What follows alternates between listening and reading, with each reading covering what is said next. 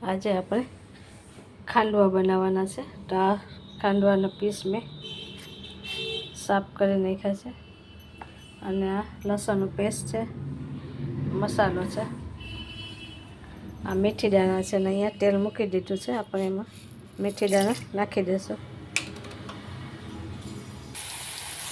હવે આપણે લસણનું પેસ્ટ નાખશું। આમાં એક લસણ જ છે, બીજું કાંઈ નથી નાખ્યું। અને ધાણો પાવડર,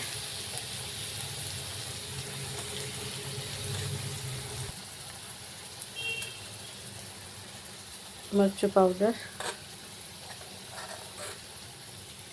હળદર નાખશું અને સ્વાદ અનુસાર નમક નાખશું। હવે એને આપણે હલાવી લઈશું। આપણે હવે ખાંડવા એમાં નાખી દઈશું। આમાં મેથી નાખવાથી ખાંડવાનો સ્વાદ એકદમ સરસ લાગે છે। તો તમે પણ મેથી નાખીને ટ્રાય કરજો। હવે આપણે તેને ધીમી આંચે પાકવા દેશું। આપણા ખાંડવા તૈયાર થઈ ગયા છે, બની ગયા છે સરસ ટેસ્ટી। તો આ મારો વિડીયો તમને કેવો લાગ્યો શેર કરજો, સબસ્ક્રાઈબ કરજો અને લાઈક કરજો। સાથે